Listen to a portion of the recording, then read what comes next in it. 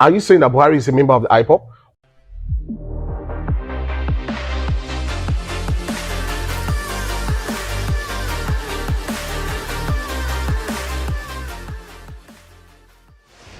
Welcome to another special episode on Noble TV.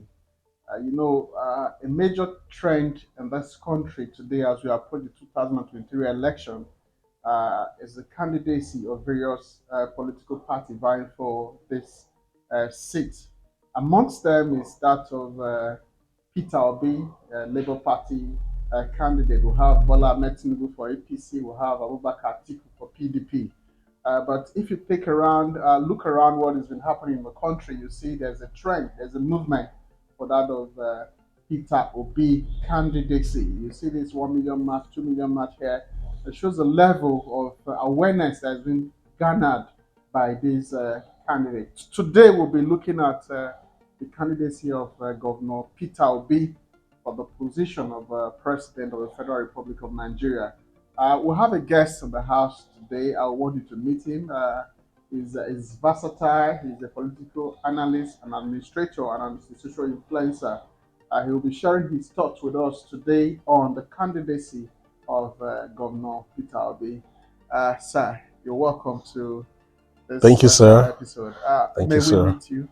Oh, my name is Valentine Agogo Kutegbe, and I'm actually honored to be here on Noble Television today.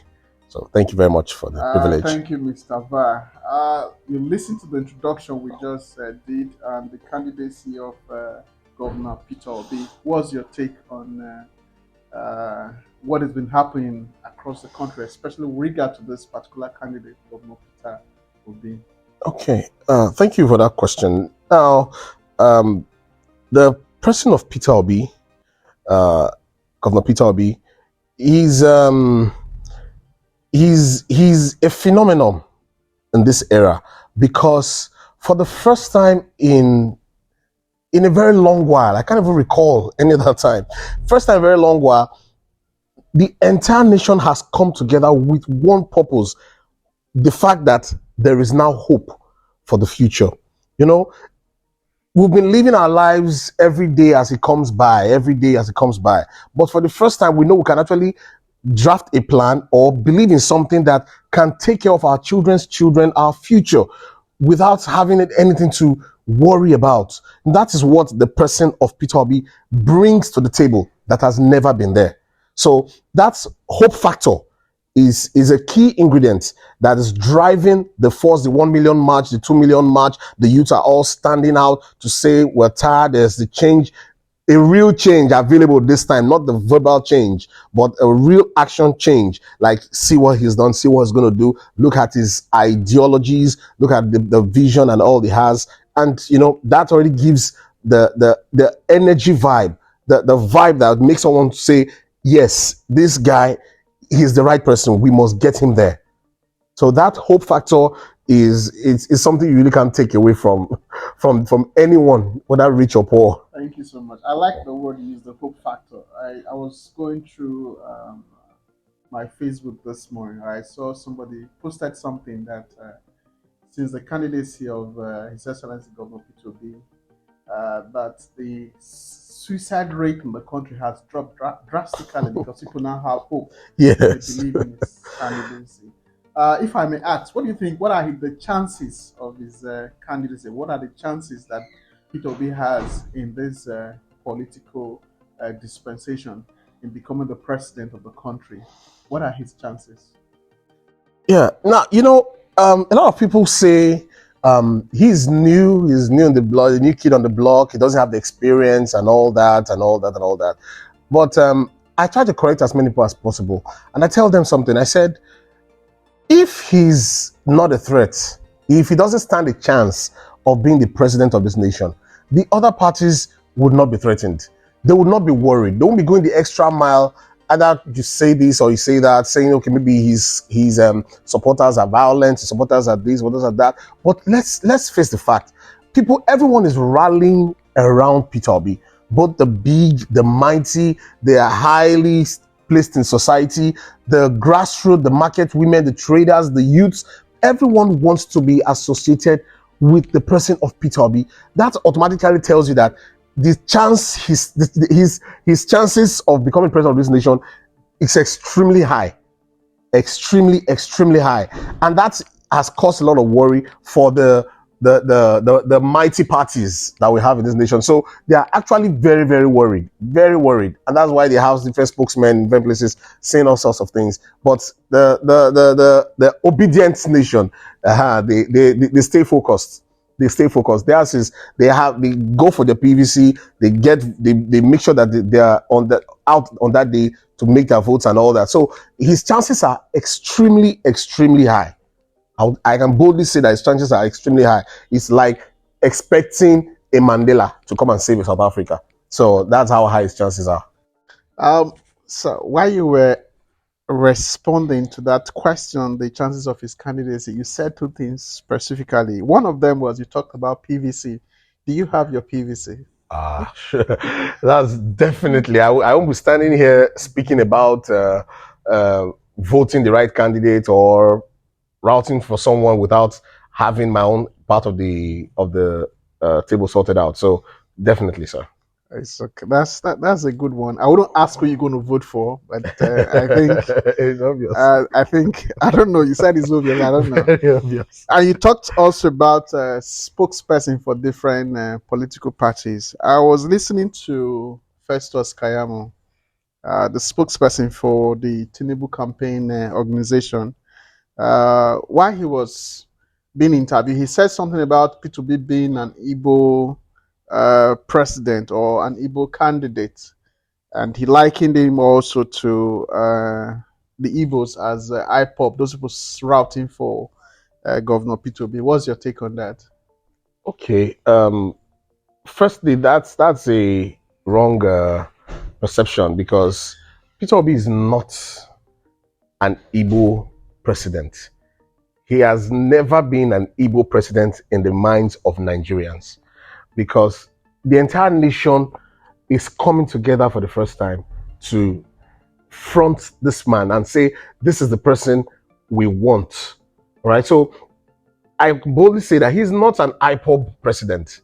To say maybe, for instance, if you say Peter Obi is an IPOB president, what happens to the support Buhari got from the East during his election? From the Southeast, the South. There are IPOB people in these are IPOB cities. Are you saying that Buhari is a member of the IPOB? What happens to the support they call Atiku the Unifier? That has a lot of influence in the East. So that means you're indirectly saying that, or he's indirectly saying that Atiku is also a member of the IPOB. So I think he's just trying to be politically smart in his defense of his candidate and speaking for his own candidate. So he doesn't have to run down on another candidate by saying this is actually the reason why a lot of people are following him because he's an IPOB president or he's an Igbo president. He's not an Igbo president. In fact, the people pushing for the supporters of Peter Obi in the West, Lagos particularly, you'll be amazed at the number of Yorubas who are tired of the situation in this country, and they are all saying this is the person we want. And nobody's going to the funny part is that no one is going to them. It's amazing how for the first time in the history of Nigeria, no one is going to meet people with money to say support this person, because Labour Party is not going around distributing money, they're not distributing rice, they're not distributing anything. But yet, Peter Obi has massive support. People are spending their hard-earned money to support his campaign. People are donating buildings. Normally, these politicians pay for their own, they raise funds among them, their political parties. But Labour Party doesn't have that kind of structure to fund something that heavy. That's why the entire nation are coming together to say, this is the person we want. I will do anything possible.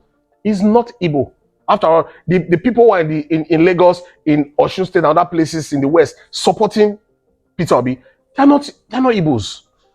They're not Igbo. So it's actually a ridiculous statement to say he's an Igbo president. I think from what you just said, I'm trying to look at it in this direction. I don't know if that's what you meant. That if Festus Kayamo is saying because the Southeast maybe they are routing for Peter Obi, that means he's an IPOD president. So if the North, say the Northeast or the Northwest is routing for Buhari, that means they are Boko Haram people also, or Of course, bandits. yes. Since he's trying to liken it to, so I think that's what you're trying to say. Yes, that's exactly what I'm trying to say. So, Okay, okay. Thank you so much. If I may ask you, what do you think? What do you think are the major challenges to the candidacy of Governor Peter Obi come 2023? okay. Well, there are three that can come to mind right now. I know there are more, but three major ones I can actually pick out. One is the process, the process of the system. For instance, the INEC, the integrity of the process. So one major challenge is the integrity of the process. We can't, because he is not presently in the system of the ruling party or the big party that has been in power all this while. It's bound for the process, the integrity of the process, to work against him. All right, it's bound for that to happen. The integrity of the process, the police, the INEC officials, the different electorates, bodies in charge of the entire system. That is one major challenge. Another challenge is the level of awareness of the party, Labour Party, for instance. I don't know how much effort they've put in place to ensure that the masses are highly sensitized about the Labour Party itself. How many um, members of the masses would say yes, they know what to do? And I think they need to actually intensify that aspect of their work, because Peter Obi will not be at the stand on that day at the polling units. He will not be there in person. He won't. So how much do the masses know of how to go about the entire process? So they will know, okay, this is what we're going to do on that day. This is how we're going to go about it. Okay, this is Labour Party poster, or the symbol, just the way the PDP carries their broom. They flaunt, the APC flaunt their broom, the PDP can flaunt their umbrellas and everything. They need to put in the symbol of the Labour Party into the minds of every Nigerian. Ever since the Nigerians have decided that this is who we want, they need to go further in sensitizing the nation about the Labour Party brand itself, not just the Peter Obi name. Now, for instance, the name already is already a selling point, major selling point, major advantage for the party. So, but the name alone cannot just run this entire race. The party needs to be involved in making sure that when people get there, they will know that this is Peter Obi we are voting for. All right. Then finally, the aspect of Peter Obi unifying the nation is a very key part. It's a very, very major challenge. Unifying the East, all right, the Southeast is very key, as well as the K states, all right, the Kano, Kaduna, Katsina. He has a lot of work to do in those areas. He really has a lot of work to do in those areas. First of all, diversification and religion and all that. He has to cover a lot of gaps in bringing these people together for them to, because leading people means they believe in you. So these are just three major challenges I believe the Peter Obi candidacy is facing right now, and is going to face that. I will pray that he overcomes them all, because it's not going to be rice and beans. It's going to be some major work for him.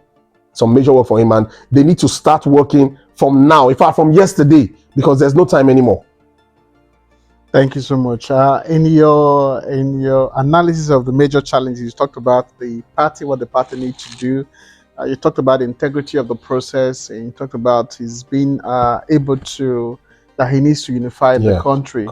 You talked about the southeast, the south, the southwest, and then you mentioned the K states. You see the K states, like you mentioned them, Kaduna, Kano, Katsina, they are very, very strategic. Whoever wins election in this country. Yes. So I think maybe the party is listening, and Peter B and his followers are listening, the obedient. They are listening, so they take this into cognizance. Like you said there are other challenges, but I think these are major challenges like you said. So if I should ask you one final word, what advice do you have for us Nigerians? Most people, some of us don't believe in the process. You see, some people will tell you they like his candidacy, but they don't believe he will win. Some will tell you they have their PVC, but they will not vote. Some will say they don't have PVC.